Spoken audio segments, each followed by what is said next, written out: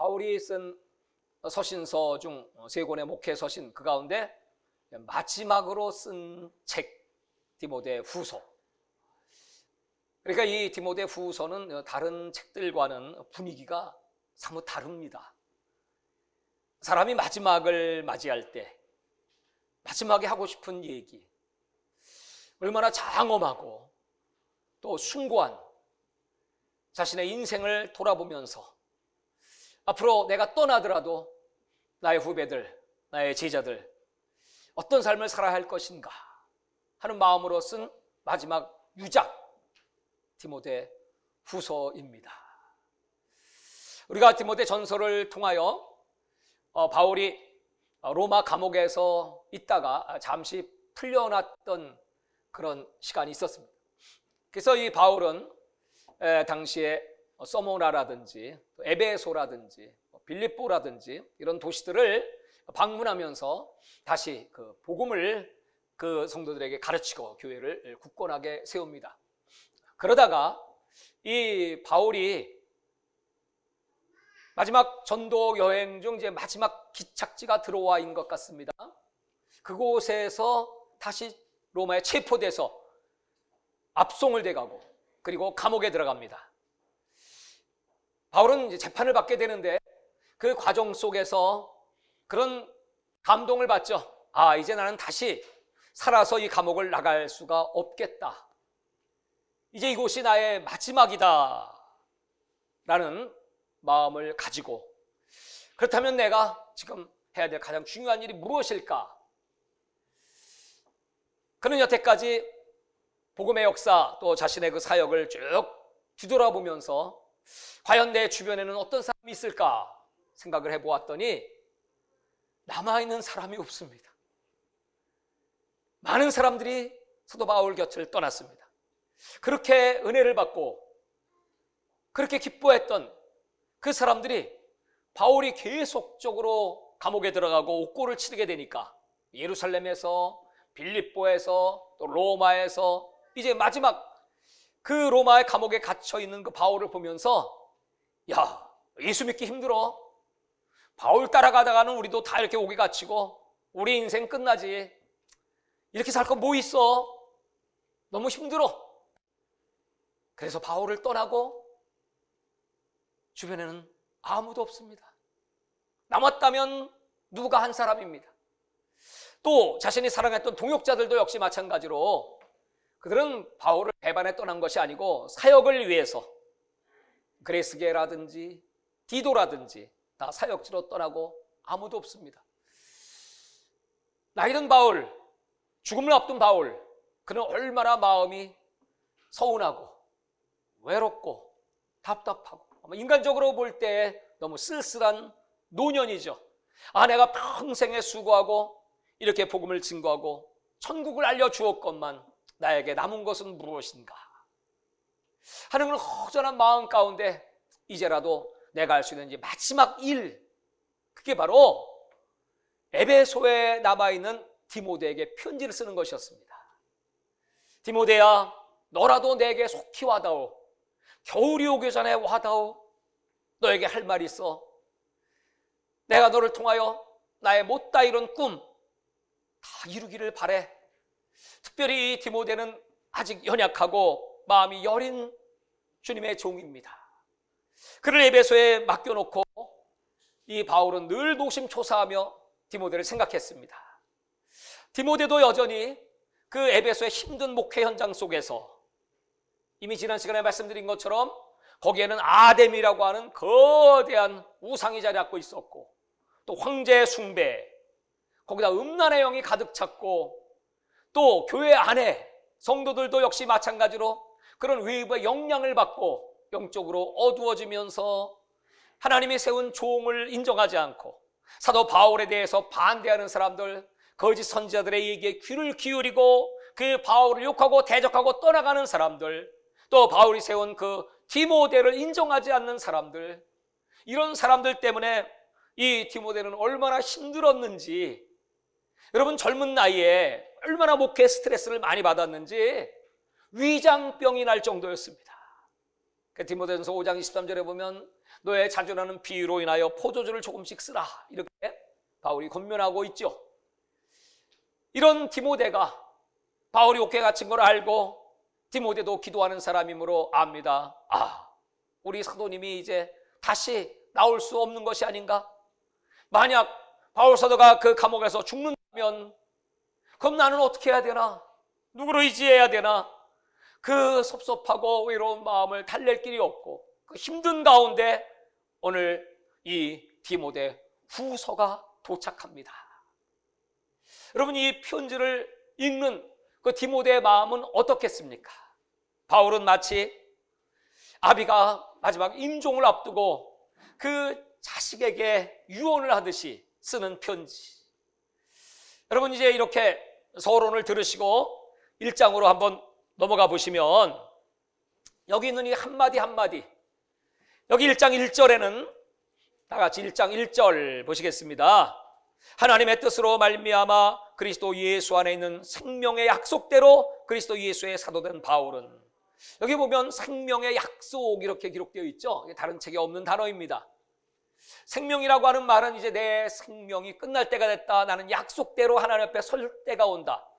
아까 읽었던 본문 4장 6절에 나는 관제와 같이 부음이 되고 마지막 제단의 제물로 내 삶이 끝나 하나님께 올려질 때가 가까워지고 있다, 이런 의미이죠. 그러면서 2절, 사랑하는 아들 디모데에게 편지하노니, 사랑하는 아들 디모데. 여러분, 이 한마디만 들으면 이 디모데가 얼마나 감격하고, 그래 내 아버지 바울, 나를 아들처럼 여겨주시고 나를 위해 기도하시는 바울, 아마 눈물이 울컥 솟구쳤을 것입니다. 3절에 보시면 내가 밤낮 간구하는 가운데 쉬지 않고 너를 생각하여 정결한 양심으로 조상적부터 섬겨오는 하나님께 감사하고. 그러니까 이 바울은 밤낮 이 디모데를 위해서 기도하고 있었고 생각하고 있었고, 정말 너 같은 제자를 두신 걸 하나님께 감사해. 4절, 네 눈물을 생각하여 너 보기를 원하면 내 기쁨이 가득하게 하려 함이니. 눈물을 흘리며 애통하는 그 디모데를 생각하면서 정말 너나 나나 기쁨은 우리가 서로 다시 얼굴을 보는 것이다. 그래 네가 나에게 속히 와 주었으면 좋겠다. 이는 네 속에 거짓 없는 믿음이 있음을 생각함이라. 5절입니다. 이렇게 디모데가 믿음으로 잘 성장할 수 있었던 이유가 무엇입니까? 그것은 바로 거짓이 없는 그 믿음을 내 외조모 로이스와 내 어머니 유니게 속에 있던 할머니와 어머니를 통해서 신앙교육을 잘 받았습니다. 늘 하나님 말씀을 배웠기에 이 디모데는 어린 시절부터 정직했고 양심이 올바랐고, 그래서 많은 사람들이 디모데를 칭찬했습니다. 그랬던 이 디모데, 너에게 이런 믿음이 있는 것을 나는 확실히 안다. 그러므로 내가 나의 안수함으로, 6절입니다. 내 속에 있는 하나님의 은사를 다시 불릴 듯하게 하기 위하여 너로 생각하게 하노니. 지금 지쳐있는, 힘들어있는 이 디모데에게 내가 해줄 수 있는 것, 마지막 너에게 안수해 주기 원해. 안수는 전가이지요. 전가. 바울 속에 있는 그 하나님의 말씀의 지식과 지혜, 능력, 무엇보다 하나님을 사랑하고 경외함, 그 뜨거운 열정, 그걸 내가 너에게 쏟아부어 주고 싶어. 나는 떠나더라도 네가 이 능력을 가지고, 이 사랑을 가지고, 이 말씀의 권세를 가지고 주신 사명 잘 감당하기를 바래. 그래서 이 디모데를 부르는 것입니다.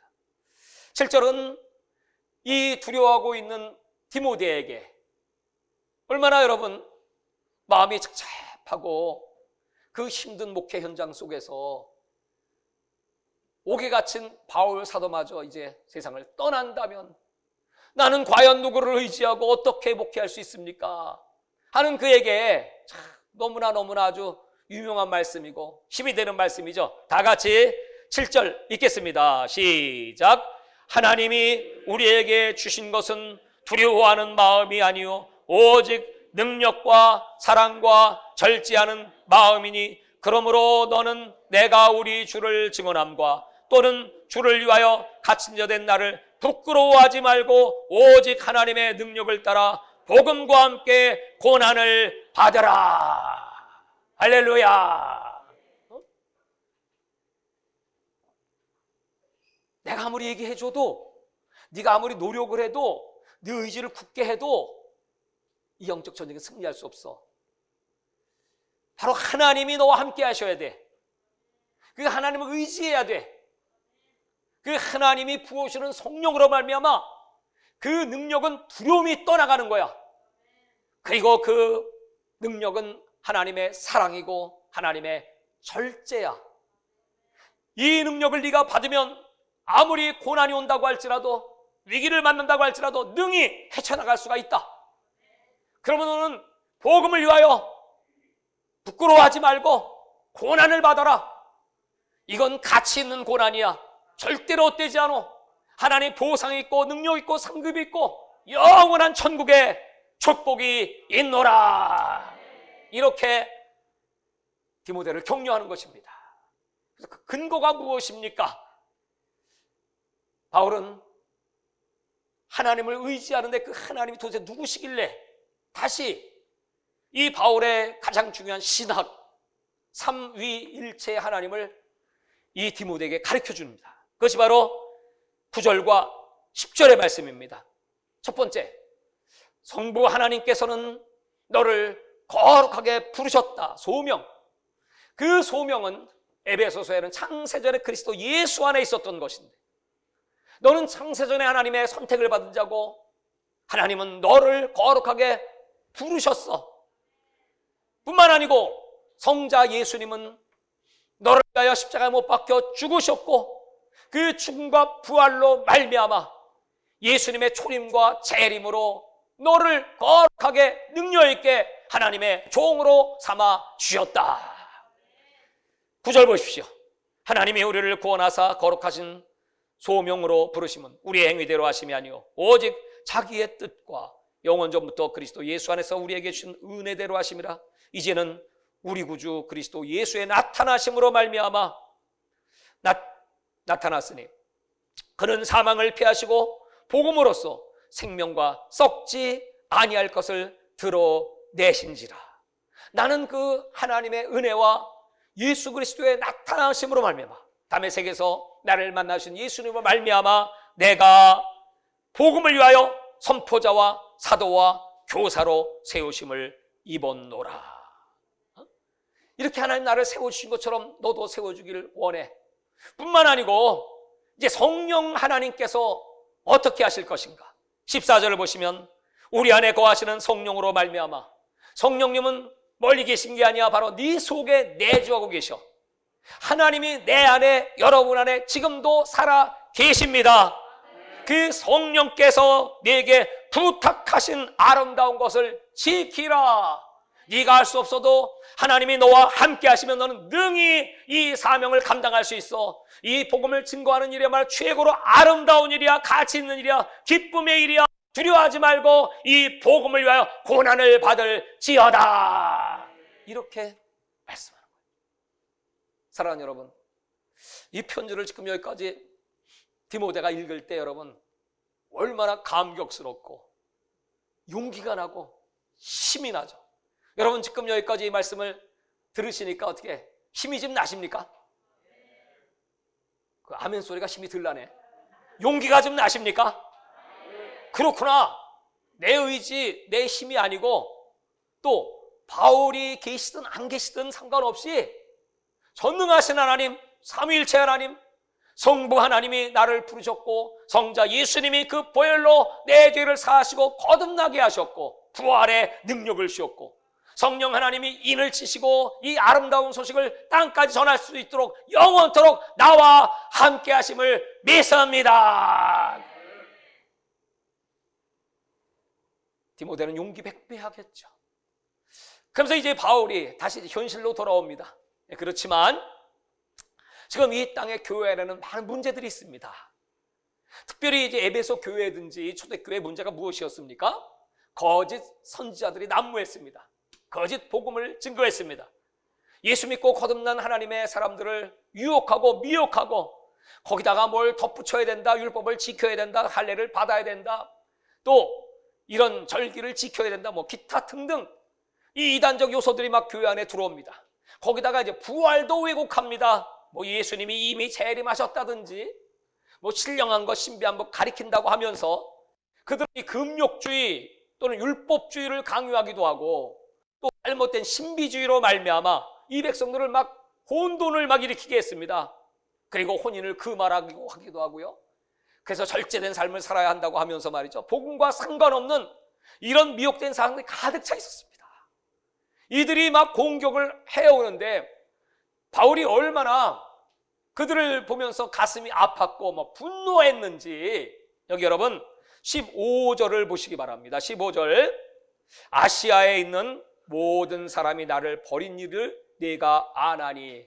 그래서 이제 많은 사람이 미혹되고 바울의 사도권을 인정치 않고 떠났습니다. 그러면서 그 중에 부겔로와 허모게네도 있느니라. 부겔로는 누구고 허모게네는 누굽니까? 우리가 알 게 뭐예요? 근데 여기다 이름을 떡 적어놨어요. 아니 여러분, 아무리 그래도 목회하면서 하나님, 저 아무개 집사 있죠? 아무개 권사 있죠? 박사를 좀 내주십시오 하고 여러분 강대상에서 목사님이 그 이름 대면서 그렇게 얘기할 수 있겠습니까? 그런 건 있을 수 없는 일이죠.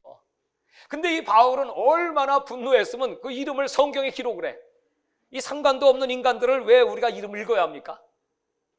근데 여기 요 두 사람뿐만이 아니고 2장에 가면 또 바울의 복음 전한 진리를 대적하는 자들이 있었으니, 그게 바로 2장 17절에 보면 후메네오와 빌레노가 있습니다. 또 3장으로 가면 모세를 대적한 것 같은 얀네와 얀브레도 있습니다. 1장, 2장, 3장, 또 4장에 가면 바울을 멀리 떠났던, 세상을 사랑했던 데마도 나오지만 바울에게 해를 가했던 알렉산더도 나옵니다. 이런 사람들 이름이 의외로 이렇게 쭉 기록되어 있는 거예요. 그러니까 아마 이것은 이 디모데에게 경각심을 일으켜주고 또 그 주변의 사람들이 편지를 읽으면서 절대로 이런 자들에 미혹되지 마라. 여러분의 생명의 가치, 여러분의 영혼의 가치는 우주보다 귀합니다. 혹여라도 예수님이 피 흘려 값주고 사신 여러분의 영혼이 이런 이단이나 잘못된 미혹된 자들은 파괴되고 지옥에 갈까봐 두렵습니다. 이러한 자들 내가 그냥 내버려두지 않을 거야 하는 마음을 아주 강력하게 이 영혼을 사랑하고 양떼들을 사랑하는 바울의 마음입니다.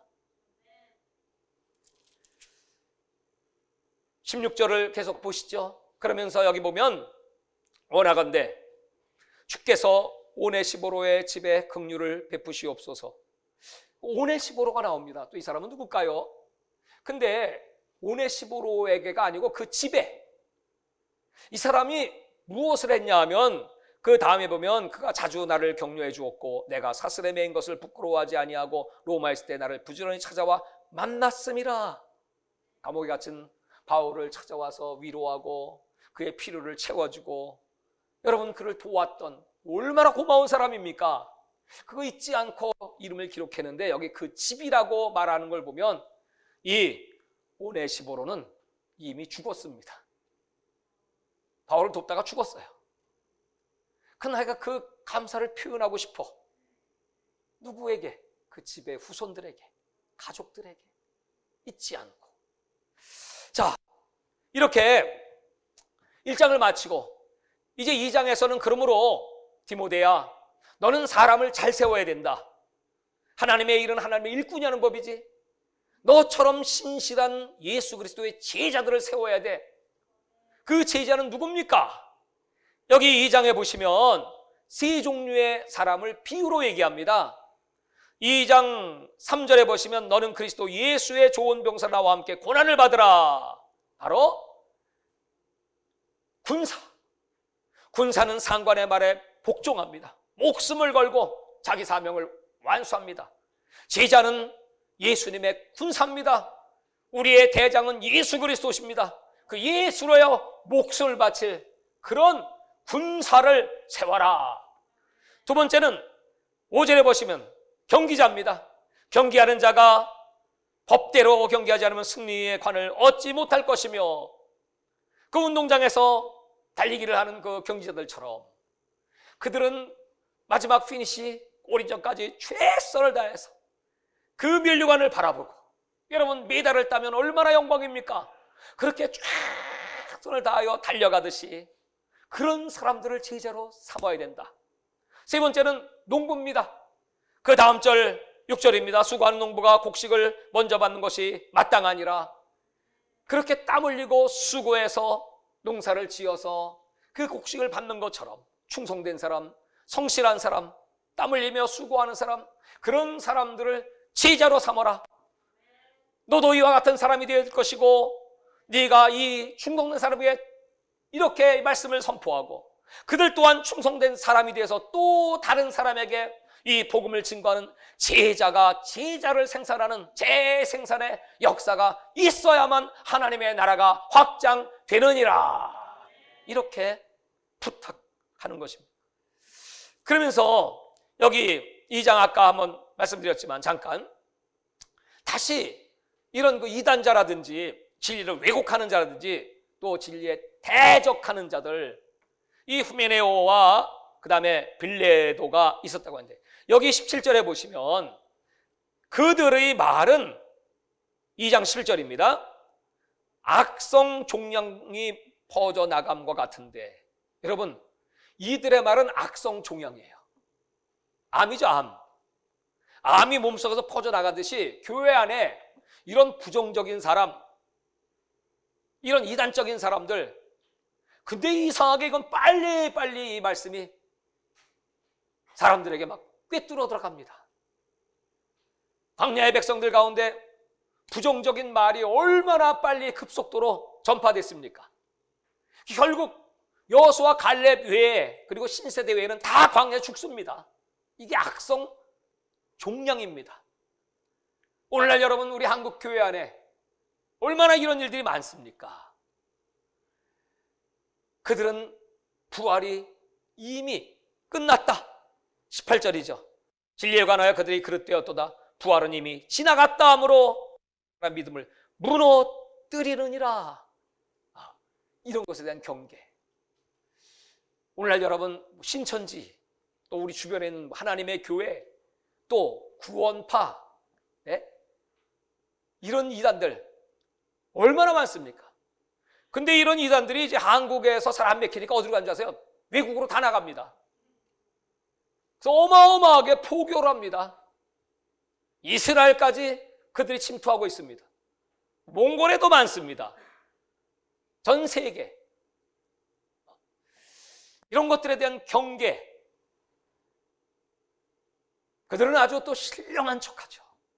요새 교회 안에도 그런 사람들 많죠. 신령한 거 좋아하는 거. 물론 복음은 신령한 것입니다. 근데 그 신령은 이 하나님의 말씀, 오늘 바울이 전해주고 제가 전해준 이 말씀 자체가 신령한 것이고, 우리 복음 십자가 못 박혀 죽고 부활하신 예수 그리스도로 말미암아, 그리고 그 하나님이 살아계셔서 우리의 모든 일거수일투족을 다 보고 계시고 또 우리의 길을 인도하시고 내가 마음을 품었을지라도 그 계획을 이루시는 분은 하나님이시며, 지금도 잠잠히 우리를 바라보시고 우리들을 바른 길로 이끄시기 위하여 늘 의와 진리와 생명길로 인도하시는 그 하나님을 믿으시기 바랍니다. 어떤 또 다른 지식, 어떤 영적 지식이 있어야 구원을 받는다. 영지주의입니다.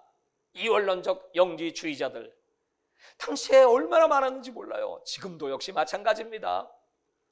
그래서 이거에 대한 경계를 아주 든든하게 세우고, 이제 이 바울이 이 하나님의 사람들을 그릇으로 비유서, 큰 집에는 여러 그릇이 있습니다. 금그릇, 은그릇, 나무그릇, 질그릇이 있습니다. 이 그릇은 각자 용도가 다릅니다. 재질이 어떠냐에 따르지 않고 자기를 비워 깨끗하게 하면 주인이 창조한 그 목적대로 쓰임받을 수 있습니다. 그러므로 중요한 것은 우리가 하나님이 주신 그 은사, 또 내게 주신 그릇, 나의 인품, 인격, 나의 모든 것들 쓰임받기 위해서는 간단해요. 자기를 비워 깨끗하게 하면, 거룩하게 하면 하나님이 우리 용도대로 하나님이 귀하게 아름답게 사용해 주실 것이다. 그래서 2장 21절을 다 같이 한번 읽어봅시다. 2장 21절 시작. 그러므로 누구든지 이런 것에서 자기를 깨끗하게 하면 귀 쓰는 그릇이 되어 거룩하고 주인의 쓰심에 합당하며 모든 선한 일에 준비함이 되리라. 아멘. 인사 한번 합시다. 깨끗한 그릇 되어 거룩하게 준비되어 아름답게 쓰임 받으시기 바랍니다. 아멘. 그러면서 이 주변에 이제 이런 사람들이 있다고 할지라도 이제 우리가 어떻게 그들에 대해서 대처할 것인가 하는 방법이 나와 있죠. 아무리 악한 자라고 할지라도 같이 뭐 우통 뽑고 싸우고 멱살 잡고 욕지거리하고 그러지 말고 어떻게 해야 됩니까? 23절입니다. 2장 23절. 어리석고 무식한 변론을 벌이라. 이에서 다툼이 나는 줄 알미라. 절대로 변론, 말싸움하지 마십시오. 아무 소용없습니다. 지식 자랑할 것도 없고 말로 이겨서 되는 게 아무것도 없습니다. 24절. 주의 종은 마땅히 다투지 아니하고 모든 사람에 대해 온유하며 가르치기를 잘하며 참으며. 내가 어떤 말로 사람을 이기는 것보다 더 중요한 건 나의 태도인데 그건 온유한 태도입니다. 오래 참고 그를 위해서 기도하고 불쌍히 여기는 마음을 갖는 것입니다. 그래서 26절, 25절이죠. 거역하는 자들을 온유함으로 훈계할지니 혹 하나님이 그들에게 회개함을 주사 진리를 알게 하실까 하며 그들로 깨어 마귀의 올무에서 벗어나 하나님께 사로잡힌 바 되어 그 뜻을 따르게 하실까 함이라. 구원은 하나님께 있는 것입니다. 우리는 우리가 해야 될 태도, 올바른 태도, 불쌍히 여기고 기도하는 그런 자세, 겸손한 모습을 보이기만 하면 하나님이 감동하셔서 그가 악한 자든지 그가 아무리 강팍한 자든지 하나님이 하시면 다 하실 수 있어요. 하여튼 세게 맞을 놈은 세게 때리고 적당히 맞을 놈은 적당히 맞고 하나님이 다 하셔. 여러분 내가 할 필요가 없는 거죠. 하나님께 맡기고 너는 너의 중심 위치를 잘 지켜라. 그럼 하나님의 역사가 일어날 것이다. 그러면서 이제 3장으로 넘어가면 마지막 메시지 교훈입니다. 그것은 마지막 때에 대한 메시지입니다. 마지막 때에 어떤 일들이 일어나겠습니까? 아마 이 말씀을 읽으시면 지금 일어나고 있는 모든 말세 현상들 동일할 것입니다. 특별히 세 가지를 강조합니다. 말세의 세 가지 특징. 그것은 하나님보다 더 사랑하는 게 세 개가 있다. 여러분 우리 신앙은 하나님을 제일로 사랑하는 거죠. 주 예수보다 더 귀한 것은 없습니다. 그래야 되는데 첫 번째 뭐예요? 자기 사랑. 하나님보다 자기를 더 사랑해. 이거 우상입니다. 두 번째 돈 사랑. 하나님보다 돈을 더 사랑해. 우리 교회는 그런 분 안 계시죠? 세 번째 쾌락 사랑. 먹고 놀고 마시고 땡까당 땡까당 이거 더 좋아해. 뭐 그런 것들을 하나님이 주는 선물일 수도 있어요. 그러나 하나님 뭐 더 사랑하면 그 우상이야. 그래서 그 세 가지를 지금 강조하면서 거기다 이제 옆에 이제 덧붙입니다. 말세에 어떤 현상들이 일어날 것인가. 우리 한번 읽죠. 3장 1절부터 시작. 너는 이것을 알라. 말세에 고통하는 때가 이르리니 사람들이 자기를 사랑하며 돈을 사랑하며 자랑하며 교만하며 비방하며 부모를 거역하며 감사하지 아니하며 거룩하지 아니하며 무정하며 원통함을 풀지 아니하며 모함하며 절제하지 못하며 사나우며 선한 것을 좋아하지 아니하며 배신하며 조급하며 자만하며 쾌락을 사랑하기를 하나님 사랑하는 것보다 더하며. 자, 여기 쭉 읽었는데 여러분 여기 뭐에 걸려 있어요? 딴 건 없는 것 같은데 싸나운 거 좀 있는 것 같은데. 싸나우면 안 돼요. 이게 성화를 빨리 거쳐서 이런 거 빨리 버리셔야 돼요. 그래서 온유한 그런 모습, 또 그런 언어, 그런 마음의 심령 상태, 이게 성령 충만입니다. 성령의 열매가 온유함이잖아요. 네. 인사 한번 하실까요? 고만 싸나워지고 온유해집시다. 그냥 무슨 일 있으면 그냥 뭐야 그냥 칼 나간다 활 나간다 그냥 막 여러분 들고 뛰고 막 욕하고 막 소리 벅벅 지르고 그러면 안 됩니다. 그래서 5절에 경건의 모양은 있으나 경건의 능력은 부인하는 이 같은 자들에게서 내가 돌아서라. 교회는 다녀서요 경건의 모양은 다 있습니다. 근데 능력, 실천할, 행동할 능력이 없어요. 힘이 없어요. 이런 걸 돌아서라는 거예요. 그럼 이제 여기 두 사람을 딱 실례를 들어서 아주 이름까지 또 딱 기록을 해놨습니다. 얀네와 얀브레. 6절입니다. 그들 중에 남의 집에 가만히 들어가 어리석은 여자를 유인한 자들이 있으니 그 여자는 죄를 징이지고 여러 가지 욕심에 끌린 바 되어 이 유혹에 잘 넘어가는 여자들이 있습니다. 진리를 따르지 않는 사람입니다. 근데 이 사람들이요 교회 열심히 신앙생활 하느냐? 하죠. 성경 공부요 열심히 하죠. 그래서 7절에 항상 배우나. 여러분 배우면 어떻게 되죠? 배운 만큼 또 말씀을 들은 만큼 변화받아야 되잖아요. 항상 배워요. 그런데 끝내 진리의 지식에 이를 수 없느니라. 마지막은요 변화가 되지 않았어요. 그러면 여러분 우리가 늘 생각하셔야 돼요. 내가 예수 믿은 지가 몇 년인데 설교를 내가 몇 편 들었나? 도대체 헤아릴 수 없는 설교를 들었죠. 성경 공부를 들었죠. 그러면 정말 나는 얼마나 변화됐나? 이 말씀대로 살고 있나? 그냥 진리의 지식이 아닌 스쳐 지나가는 지식으로 끝나버렸다면 그 자가 바로 얀네와 얀브레인데 이 사람들은 누군지 모릅니다. 그가 모세를 대적했다고 했는데 구약 성경에 이 사람 이름 없습니다. 근데 여기는 있어요. 아마 바울 시대에 있던 어떤 문헌 가운데 이 사람들 이름이 있는 것 같습니다. 그래서 바울은 경각심을 죽여 이 두 사람의 이름을 기록했는데 이 사람들이 한 일이 뭐냐면 진리를 대적하니 이 사람들은 그 마음이 부패한 자요 믿음에 관하여 버림받은 자들이라. 진리를 대적하고 마음이 부패했어요. 항상 디모데에게 바울이 강조하는 것은 믿음과 양심 이 두 개가 다 중요하다는 거죠. 어떤 사람은 믿음은 좋은 것 같은데 양심이 글렀어. 어떤 사람은 양심은 착한데 믿음이 없어. 이 양심이 화인을 맞았다. 부패했다. 고칠 수 없습니다, 여러분. 그러니까 날마다 여러분 기도하실 때 하나님 내 마음, 내 양심 하나님 보시기에 합당하게 선한 양심. 착하신 분들 많아요. 그분들 복이에요. 하나님이 여러분에게 그 착한 마음 주신 거 복인 줄 아세요.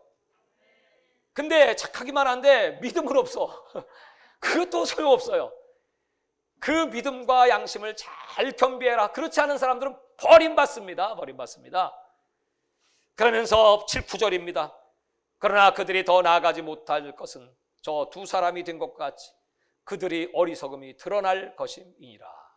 자, 이제 그러면서 이 디모데에게 목회자라고 앞으로 영적 전쟁에 승리하려면 진짜 중요한 거 있지. 그게 뭐냐 하면 하나님의 말씀을 잡아야 돼. 말씀으로 무장해야 돼. 이게 얼마나 중요한 일인가 하는 것을 여기 14절에 보시면 너는 배우고 확신한 일에 거하라. 너는 네가 누구에게서 배운 것을 알며 3장 15절 유명한 말씀이죠. 다 같이 한번 큰 소리를 읽으시겠습니다. 시작. 또 어려서부터 성경을 알았나니 성경은 능히 너로 하여금 그리스도 예수 안에 있는 믿음으로 말미암아 구원에 이르는 지혜가 있게 하느니라. 모든 성경은 하나님의 감동으로 된 것으로 교훈과 책망과 바르게 함과 의로 교육하게 유익하니 이는 하나님의 사람으로 온전하게 하며 모든 선한 일을 행할 능력을 갖추게 하려 함이라. 어려울수록 힘들수록 우리가 의지할 건 하나님 말씀이다. 말씀을 잡아야 되고 말씀으로 무장해야 된다. 그래서 이 바울이 사장에 보면 그 감옥 속에서 디모데에게 가지고 오라는 게 두 개가 있죠. 첫 번째는 날씨가 추워지고 있습니다. 들어와에 그 나의 위투. 지금 너무 추워. 덜덜 떨면서 위투. 두 번째, 특별히 가죽으로 싼 그 종이 책을 좀 가지고 와. 그게 바로 성경입니다. 이제 그는 죽을 날이 가까운데 나는 마지막까지 하나님 말씀을 읽어야 되겠어. 그 말씀이 나에게 위로가 되고 힘이 되지. 물론 그것은 구약 성경입니다. 그 책을 가지고 와라.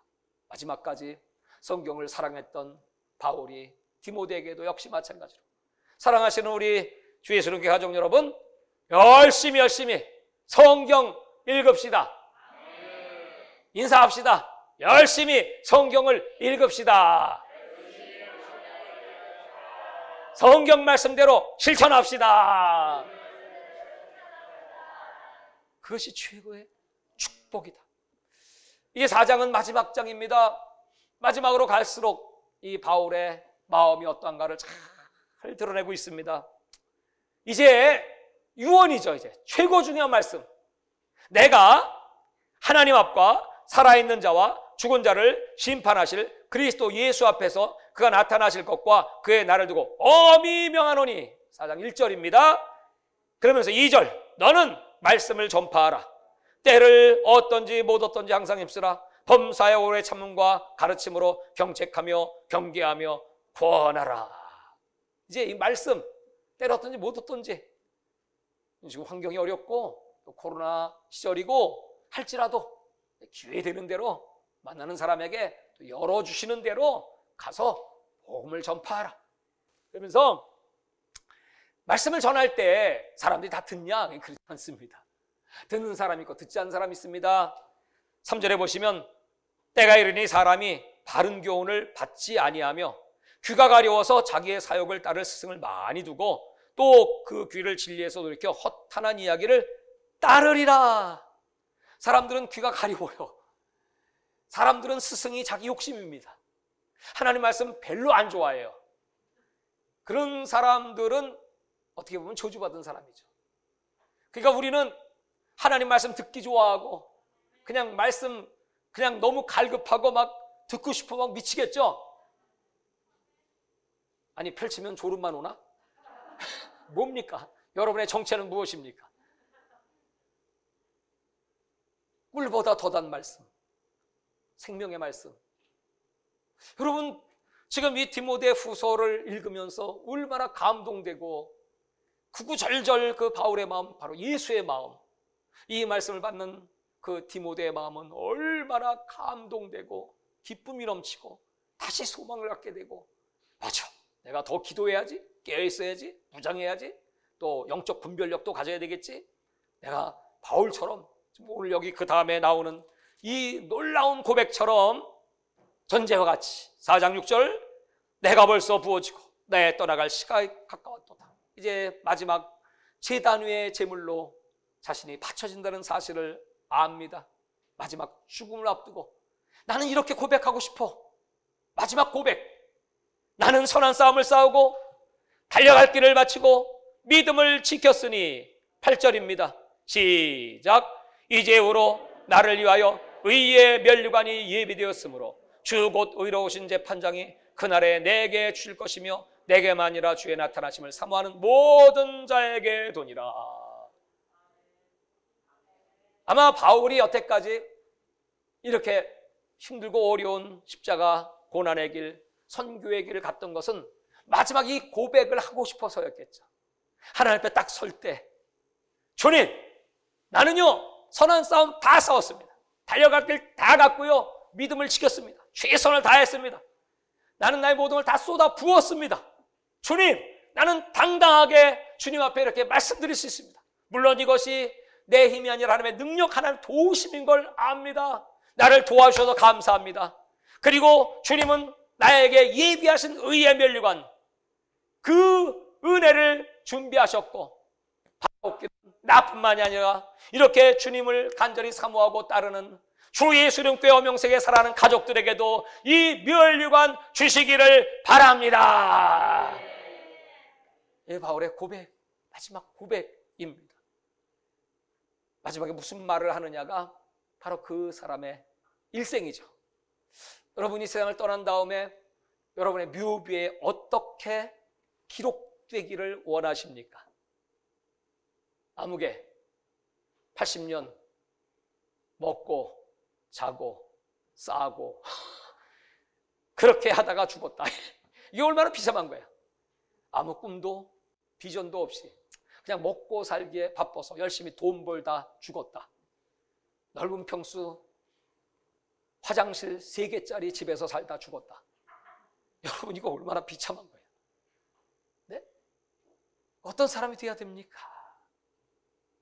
복음을 위하여 이렇게 하나님께 기억된 바 된 이런 삶을 살았던 바울, 담대하게, 근데 나뿐이 아니고 너도 또 주님을 사랑하는 모든 우리 성도들에게도 이런 은혜가 임하기를 원하노라. 자, 이제 마지막 9절부터는 이제 마지막 인사입니다. 이제 바울이 이제 평생을 돌이켜보면서 이제 마지막 이제 하고 싶은 게 뭘까요? 바로 사람이죠, 사람. 그 한 사람 한 사람들에 대한, 소중한 사람들에 대한 그런 추억과 그들에 대한 감사와 문안입니다. 여러분, 우리 인생의 마지막에 성공과 실패는 관계로 결정됩니다. 관계. 오늘 첫 번째 등장하는 사람이 10절에 데마입니다. 데마. 제일 먼저 데마를 써놓은 것은 먼저 딱 떠오르는 게 내가 제일 섭섭한 사람이 있어. 내가 데마를 얼마나 사랑했는데 처음에 데마 열심히 일했거든요. 그런데 나중에 변했어요. 변심했어요. 그래서 세상을 사랑해서 데살로니가로 갔습니다. 지금 바울은 사형 언도를 받고 이제 새벽 이슬같이 사라질 그런 위기 속에 있는데 곁에 있어주지는 못할 망정 바울을 배신하고 떠난 그 데마에 대한 섭섭함이. 근데 여러분, 데마만 떠난 것이 아니라 여기 보시면 16절에 보면 내가 처음 변명할 때 나와 함께한 자가 하나도 없고 다 나를 버렸으나 하나도 없고 다 버렸어요. 있는 건 딱 하나, 누가밖에 없습니다. 여러분, 바울은 성공자입니까? 실패자입니까? 목회를 하는데 열심히 말씀 준비해서 가르치고 또 성도들 위해서 기도하고 애통했는데 나중에 보니까 다 떠났어. 한 명 남았어. 여러분, 그 목사님은 성공한 목사예요? 실패한 목사예요? 그가 바울입니다. 그 섭섭함. 그렇지만은 그들에게 허물을 돌리지 않겠다. 이게 영적 세계니까. 한 사람이 바로 하나님 섬겨서 믿음을 끝까지 지키고 정말 바울 같은 마음으로 충성할 수 있는 한 사람 한 사람이 얼마나 소중합니까? 이제 그런 사람들에 대한 이제 기억을, 그래, 간 사람은 할 수 없고 남아있는 자, 렘넌트입니다. 남아있는 자신 곁에 있는, 물론 그 가운데 그레스게와 디도가 있는데 이 사람들은 바울의 동역자들입니다. 그들은 사명을 위해서 여기 10절에 보시면 그레스게는 갈라디아로 갔고 디도는 달마디아로 갔습니다. 배반한 게 아니고요, 양떼를 돌보러 목회지로 간 거죠. 특별히 여기 디도, 다음 시간에 우리가 디도서를 배울 텐데 이 디도는 정말 바울의 사랑을 받았던, 그리고 편지를 받았던 그런 제자입니다. 그레데 섬에서 사역을 하고 있다가 여기 달마디아는 어디냐 하면 일루리곤이라고 하는 곳입니다. 이곳으로 또 복음 전하러 갔습니다. 그래서 남은 건 누가밖에 없습니다. 그러면서 생각한 게 마가였습니다. 네가 올 때 마가를 데리고 와라. 마가는 나에게 참 유익하다. 그럼 마가는 누구죠? 마가는 바울이 실라와 함께 바나바와 함께 복음을 증거할 때 이 마가가 선교를 하다가 너무 힘이 들어서, 부잣집 아들이거든요. 고생을 해본 적이 없어요. 그래서 선교지에서 튀어버렸어. 나 도저히 못 따라다니겠네. 이거 배도 고프고 잠도 못 자고 핍박받고 도망다니기 바쁘고, 야, 예수 따라가다가 망하겠어 하고 선교지 갔다가 비행기 표 끊어갖고 혼자 튀었어. 그러니까 이 바울이 얼마나 화딱지가 났는지, 이 나쁜 아이 같으니라고. 내가 그럼 다시 안 봐. 그랬더니 바나바는 온유한 사람이었죠. 자기 조카기도 하지만. 그래서 그러지 말고 다시 한번 깨우쳐서 회개시키고 데리고 갑시다. 아니야, 나 못 가. 그래갖고 이제 완전히 철저히 그거 말하면 바나바와도 이제 관계가 완전히 다 끊어질 정도가 되었습니다. 선교팀이 둘로 나누어졌습니다. 근데 여러분, 하나님의 사람은 그 나쁜 감정을 죽을 때까지 갖고 있나요? 그렇지 않죠. 그래도 한때 마가가 실수했지만 하나님이 그를 사랑하시고 또 바울도 그를 사랑하기에 그를 데리고 와라. 그는 나에게 유익하다. 이미 관계가 회복되었고, 여기서 유익하다는 건 뭡니까? 여러분, 마가가 누구예요? 마가 복음을 저술한 사람입니다. 얼마나 큰 일을 합니까? 그렇게 마지막 죽기 전에 인간관계 회복, 그것을 이루고, 그리고 12절에 보면 두기고가 나옵니다. 그는 에베소로 보내었네. 두기고는 누구냐 하면 전령입니다. 전령. 그래서 바울이 편지 써주면 얼마나 날쌘 돌인지 갖고 편지하고 뛰는데 최고야. 그 편지를 다 배달하는 사람이 두기고, 너무나 충성된 사람입니다. 그리고 여기 이제 14절에 보면 알렉산더가 등장하고 있죠. 구리 세공업자, 해를 많이 끼친 자. 뭐 어떻게 하겠습니까? 그런 사람은 주께서 그 행한 대로 그에게 갚으시리라. 너도 그를 주의하라. 그가 우리 말을 심히 대적하였느니라. 여러분, 어쩔 수 없이 이런 사람들은 하나님께 맡기고 조심해, 말려들어가면 안 돼, 그렇게 경고하고. 여기 이제 19절부터 보시면 여기 또 이름들이 또 쫙 등장합니다. 자, 19절입니다. 브리스기아와 아굴라 및 오네시모로의 집에 문안하라. 브리스기아와 아굴라는 여러분 잘 아시죠? 브리스가는 남자일까요, 여자일까요? 아굴라는 남자일까요, 여자일까요? 대답을 못 하시는 분은 글쎄 이런 사람이 있었나? 브리스가는 여자입니다.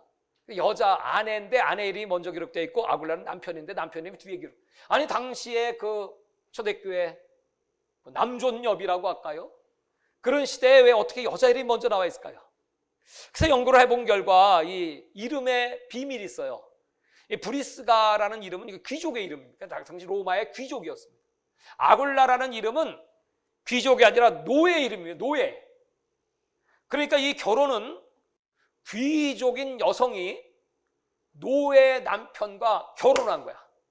그러니까 당시의 결혼 제도를 파격적으로 깨뜨리고 성경적으로 그리스도 안에서는 차별이 없다. 그러니까 여러분, 이 브리스가는 얼마나 귀한 분입니까? 아마 그걸 기념하기 위해서 아마 이름을 앞에 기록한 것 같습니다.